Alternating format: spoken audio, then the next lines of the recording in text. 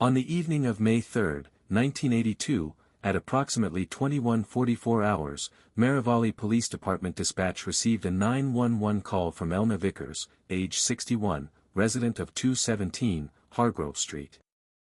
Mrs. Vickers reported hearing 2 loud gunshots, followed by the sound of a screen door slamming and a figure running toward the alley behind the Carson place. Patrol Unit 4B, Officer Douglas Haney and Officer James Cutler, was dispatched to the location, arriving at 21:48 hours. Upon approaching 221, Hargrove Street, officers observed the front door ajar and the porch light on. Inside the residence, they discovered the body of Adam Dean Riley, age 26, lying supine on the carpeted floor of the front living room. Riley had sustained 2 apparent gunshot wounds to the chest. A record player approximately 8 feet from the body was still running, the tone arm stuck at the center groove of side A of a vinyl record, moon-tanned by golden earring. Volume level was later measured at 86 dB from the hallway, sufficient to be heard from the street through closed windows. Franklin County Medical Examiner Dr. Lenora Schumann pronounced Riley deceased at the scene at 22:13 hours. Preliminary assessment indicated both rounds had penetrated the thoracic cavity, resulting in fatal hemorrhage. Rigor mortis was not yet present, time of death was placed between 21:40 and 21:45 hours. Witness canvassing conducted between 22:30 and 0:15 hours that evening yielded multiple statements regarding prior conflicts between Riley and his next-door neighbor, Dwight James DJ Merrin, age 34, of 223, Hargrove Street. 2 witnesses independently recalled heated verbal altercations over noise, most recently on April 22, 1982, when Merrin reportedly shouted profanities from his driveway and threw a beer bottle into Riley's yard. Police records confirmed 5 prior noise complaints filed by Merrin between August 1981 and April 1982, none of which resulted in formal citations. Officers responding to each call documented loud music consistent with excessive noise, but enforcement was constrained by Merrivale's limited municipal ordinance, which lacked enforceable thresholds during daytime and early evening hours. Merrin, employed as a fabrication technician at Carriage Industrial Welding, was described by co-workers as punctual but solitary, with short patience for bullshit, according to one supervisor's interview. He had resided at 223 Hargrove since January 1980, following his divorce and subsequent return from Indianapolis. Riley, a mechanic at Duffy's Auto, had moved into 221 Hargrove in April 1981, 1 year later. According to statements collected from neighbors, Riley frequently played rock music during evening hours, particularly after 8 p.m. Witnesses reported that Merrin regularly attempted to speak to Riley in person, with confrontations growing increasingly hostile over time. One resident, Leonard Bass, 219 Hargrove, stated, "We all figured something would happen eventually. DJ wasn't the type to let things go." Despite the history of complaints and verbal altercations, no physical threats were previously reported, and no restraining orders had been filed. There were no witnesses to the shooting itself. Initial forensic examination of the scene noted the absence of signs of forced entry or struggle. Riley was found in a relaxed position, suggesting he may have been seated or standing calmly prior to being shot. No weapon was located on or near the victim, nor was any shell casing recovered at the scene, consistent with the use of a revolver. Detectives noted that the side door of Riley's residence, located on the east-facing wall adjoining Merrin's property, showed no signs of damage and was unlocked at the time of discovery. At 0:42 hours on May 4, a bolo was issued for Dwight James Merrin, white male, 34 years old, 5 feet 11 inches, approximately 190 pounds, brown hair, known to drive a gray 1977 Ford Fairmont sedan. He was not at his residence when officers arrived at 22:51 hours. The vehicle was also absent. This marked the beginning of an intensive manhunt that would span 3 states and reveal a calculated premeditation beneath what initially appeared to be a spontaneous neighborhood dispute turned deadly.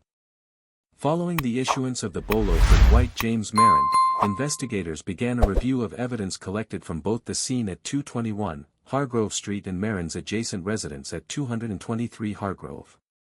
A search warrant was authorized by Franklin County Judge Myron Kessler at 8:12 hours on May 4, 1982.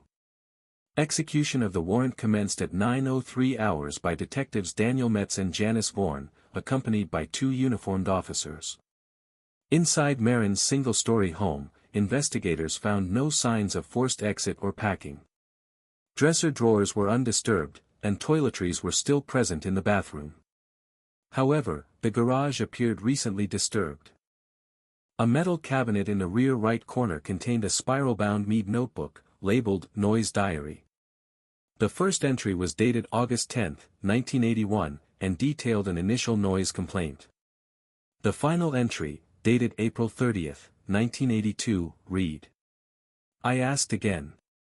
Nothing changes. For more nights of this and I'm done. No one listens unless you make them." Throughout the notebook, Merrin had documented his grievances in detail, descriptions of the music played, start and stop times, observed visitors, and the presence of police. Several entries were accompanied by crude sketches of Riley's house, highlighting windows, doors, and notes such as "screen loose" and "side door never locked." Evidence from this diary, corroborated by neighbors' reports and Merrin's prior calls to police, indicated that he had been documenting Riley's behavior systematically for over 8 months. It also showed a gradual psychological escalation from frustration to fixation. Further examination of the garage uncovered a used .38 caliber cleaning kit, though no firearm was found on the property. In a canvas bag underneath the workbench, officers found a small Ziploc bag containing 2 unused .38 special cartridges manufactured by Winchester. This discovery aligned with preliminary findings from Riley's autopsy, which suggested entry wounds consistent with .38 caliber projectiles. Fingerprints lifted from the side door of 221 Hargrove matched Merrin's right index and thumb, according to analysis confirmed by State Bureau of Identification on May 5 at 17:32 hours. No prints belonging to Merrin were located inside Riley's residence, suggesting the use of gloves. On May 6, police obtained statements from co-workers at Carriage Industrial Welding. Supervisor Brent Tolman reported that Merrin had missed work on May 4 and had not notified management, a behavior described as highly unusual. Another employee, Larry Donson, told investigators that Merrin had spoken increasingly in recent weeks about his sleep being destroyed and expressed the view that some people only understand consequence. Donson also recounted that Merrin had recently inquired about buying a cheap revolver, allegedly for protection against strays. Merrin's divorce file, reviewed by investigators, noted no history of violence or psychiatric issues. However, during his 1978 separation proceedings, his ex-wife cited rigid control habits and unforgiving temperament. No protective orders had been filed. On May 7, local authorities traced a classified advertisement in the Merrivale Shopper dated April 16, 1982, offering a used Charter Arms .38 for private sale. The seller, identified as Raymond Lusk, age 52, of Jefferson Township, confirmed that Merrin had responded to the ad and purchased the firearm in cash on April 19. No bill of sale was executed. Lusk described Merrin as quiet, polite, seemed to know what he wanted. This transaction, while legal under Indiana private sale laws at the time, established that Merrin had acquired a weapon capable of inflicting the wounds observed on Adam Riley less than 2 weeks before the murder. Investigators concluded that the murder was not a spontaneous act of rage, but rather the culmination of deliberate planning driven by a prolonged personal grievance. Merrin had selected the date, monitored the victim's behavior, and acquired tools, firearm, gloves, knowledge of the victim's habits, to ensure minimal risk of detection. The working theory, filed in the Franklin County Case Summary #82-1837H, defined the motive as personal retaliation driven by prolonged sensory disturbance and perceived institutional failure. Based on the combination of recovered evidence, neighbor timelines, and Dwight Merrin's later partial confession, investigators reconstructed the events of May 3, 1982, with reasonable precision. Merrin completed his regular 10 to 1800 hours shift at Carriage Industrial Welding and returned home shortly after 1830 hours. Surveillance was not active in the area, but a receipt recovered from his kitchen showed a fuel purchase at 1842 at Bell's Shell Station, located 4 blocks from his home. Between 1900 hours and 2100 hours, neighbors reported hearing progressively louder music emanating from 221 Hargrove Street. The specific song, Radar Love, was identified by 2 witnesses, repeating at high volume from 2011 onward. This track was located on the Moontan LP, found spinning on Riley's record player at the time of police entry. At approximately 21:30 hours, Merrin exited his home dressed in dark work clothing, including a long-sleeved navy shirt and scuffed brown boots. Forensics would later find soil residues on the boots matching trace from Riley's eastern flowerbed. The side door to Riley's home, unlocked, as confirmed by police, was Merrin's point of entry. Riley, seated on his living room couch with a beer bottle on the floor near his right foot, was facing the television with the record player operating in the background. According to Merrin's own words during post-arrest interview, "I didn't yell. I didn't ask. I stood in the doorway. He looked up, said something smart, and I pulled it. Twice." Both shots struck Riley in the chest from a distance of approximately 5 to 6 feet. Entry trajectories were front-facing, with no signs of defensive wounds. Blood spatter was contained to the immediate area around the body, indicating little to no movement after the first impact. No other individuals were present in the residence. No weapon was found on site. After firing the weapon, Merrin exited through the front door and returned to his property by crossing the narrow grass strip between the houses and slipping behind the detached garage. The revolver was wrapped in a shop towel and hidden temporarily in a metal can behind Merrin's trash enclosure. Soot markings discovered on May 6 confirmed that Merrin burned a set of rubber-palmed gloves, along with a rag, in a backyard barrel shortly after the event. Between 22:15 and 2300 hours, Merrin packed a duffel bag and left his residence in his gray 1977 Ford Fairmont. The vehicle's absence was noted by police within the first hour of their response. At 0:42 hours, May 4, the official bolo for Dwight Merrin and his vehicle was distributed to law enforcement agencies in Indiana, Illinois, and Ohio. By sunrise, Merrin was already over the state line. Following the homicide, Dwight Merrin initiated a calculated but ultimately insufficient plan to distance himself from the crime. His first action, disposing of the firearm, was only partially executed. The Charter Arms .38 revolver used in the shooting was wrapped in a cloth shop towel and placed inside a dented paint can behind his property line. However, he did not bury or relocate the item. It was recovered on May 6 during a targeted ground search, having been partially unearthed by recent rainfall and visible through thin grass cover. Inside Merrin's detached garage, police recovered ash residues and burned fragments within a 55-gallon steel drum. Lab analysis confirmed the remains of 2 synthetic gloves and a cotton rag stained with traces of lead and nitroglycerin, consistent with firearm discharge cleanup. These materials were likely incinerated between 22:30 and 2300 hours on May 3, within 90 minutes of the murder. At 23:21 hours, Merrin left his residence in his gray 1977 Ford Fairmont sedan. Investigators later confirmed the route through analysis of gas purchases and motel registries. His first known stop was in Terre Haute, Indiana, approximately 90 miles west of Merrivale. There, he purchased fuel and a snack using cash. Surveillance footage was unavailable, but the store receipt time-stamped at 1:03 hours on May 4 established his westward trajectory. From there, Merrin crossed into Illinois. He stayed briefly in Effingham under no registered name, sleeping in his car in a supermarket lot, confirmed by a security guard's handwritten logbook noting a gray vehicle with Indiana plates parked from 2:17 to 6:45 hours. Merrin then proceeded northwest into Iowa, reaching Davenport by late afternoon. At 17:52 hours on May 4, he checked into the Motel 7, off Highway 61, using the alias, Daniel Ruther. The registration was handwritten, and payment was made in cash for 2 nights. Merrin's presence in Iowa was brief. On May 6, aware of increasing news coverage and likely feeling pressure from police bulletins broadcast throughout the region, he left the motel abruptly.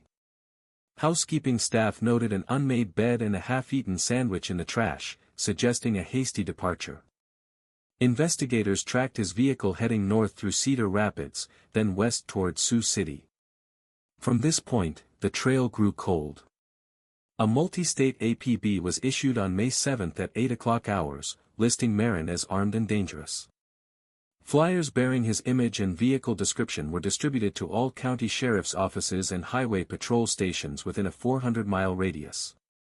Despite these efforts, Merrin successfully avoided capture for another 12 days. Following Dwight Merrin's disappearance from Davenport, Iowa on May 6, 1982, law enforcement escalated efforts to locate him. The Indiana State Police, working in coordination with the Franklin County Sheriff's Department and U.S. Marshal Service, established a fugitive tracking task group known internally as Project Hargrove. Its directive was to trace Merrin's movements, with emphasis on cash-only transactions, fuel stops, and roadside lodging. The breakthrough came on May 11, 1982. A Nebraska state trooper identified a gray 1977 Ford Fairmont matching the APB description parked at a rest area off Interstate 80, approximately 20 miles east of Grand Island. Though the vehicle had departed before local units arrived, a handwritten receipt recovered from a nearby payphone booth contained the number for a long-distance call made to a residence in Dayton, Ohio, later determined to belong to Merrin's younger sister, Annalee Curtis. Telephone company records confirmed a 9-minute call placed at 7:43 hours that day.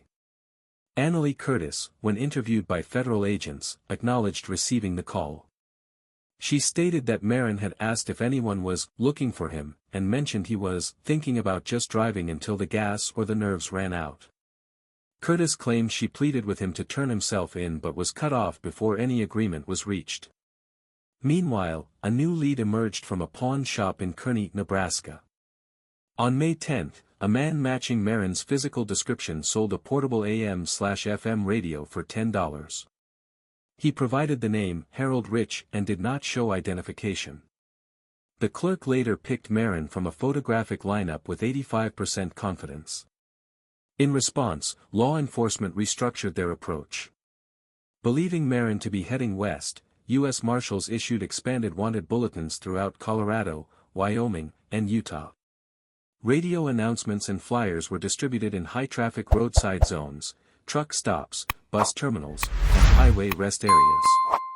Merrin's vehicle was located again on May 13.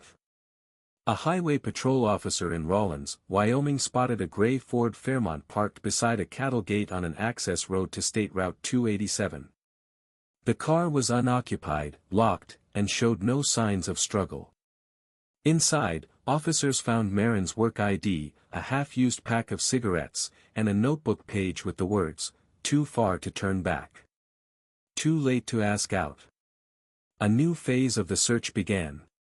Believing Merrin had taken to traveling on foot or hitchhiking, U.S. Marshals deployed field agents to screen shelters, truck depots, and transient lodging along the corridor leading toward Utah and Nevada. K-9 units scouted surrounding areas near the abandoned vehicle, but no scent trail lasted more than 500 yards. Then, on May 15, 1982, at approximately 21:20 hours, a sheriff's deputy in Evanston, Wyoming observed a man loitering near a closed freight depot, appearing disoriented. Upon approach, the man fled on foot. After a brief pursuit, the subject was tackled and subdued with minor resistance. Fingerprints taken on-site confirmed the subject as Dwight James Merrin. He was transported under armed escort to the Uintah County Jail for holding. At the time of arrest, Merrin was in possession of $62 in cash, a folding knife, and a small slip of paper listing dates, city names, and numbers, interpreted later as fuel mileage estimates. When questioned during intake, Merrin made a spontaneous remark to deputies. "You get tired of being ignored. Even a quiet man snaps." He refused to answer further questions and requested legal counsel. Following his arrest on May 15, 1982, Dwight James Merrin was extradited to Indiana under heavy security. He arrived at the Franklin County Detention Center on May 19 at 14:05 hours. His initial court appearance was held the following morning, where he was formally charged with 1 count of first-degree murder and 1 count of unlawful flight to avoid prosecution. Public interest in the case had intensified following Merrin's capture. Local media portrayed the story as an example of a neighborhood dispute spiraling into calculated homicide. The Merrivale Police Department, under pressure, released a brief statement acknowledging that previous interventions were insufficient, but declined to comment on policy failures regarding noise complaint enforcement. On May 24, 1982, during a voluntary session with court-appointed psychologist Dr. Ellen Farbrook, Merrin expressed what was later recorded in case notes as incomplete but sincere remorse. According to the psychologist's report, subject acknowledged moral guilt in the killing of Adam Riley but maintained a cognitive framework of justification, viewing the act as the terminal outcome of sustained psychological duress.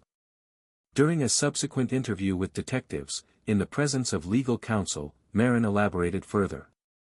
He stated that in the weeks leading to the murder, he experienced persistent sleep deprivation, elevated anxiety, and feelings of persecution. He admitted that he chose May 3 specifically after 3 consecutive nights of what he described as assaultive volume. He claimed, "I tried the right ways. Complaints. Talking. Calling the cops. None of it worked.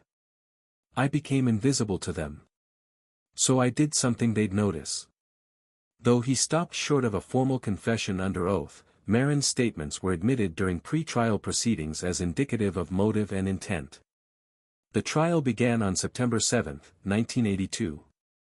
Prosecutors presented evidence including ballistic analysis linking the recovered revolver to the wounds, fingerprints on the side door, and Merrin's own written records showing intent. The defense did not deny Merrin's involvement but instead argued for diminished capacity based on prolonged psychological stress. After 5 days of testimony, the jury deliberated for 6 hours. On September 13, 1982, Merrin was found guilty of murder in the second degree.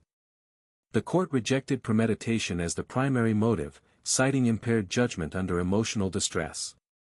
He was sentenced to 35 years in the Indiana Department of Corrections, eligible for parole after 22 years.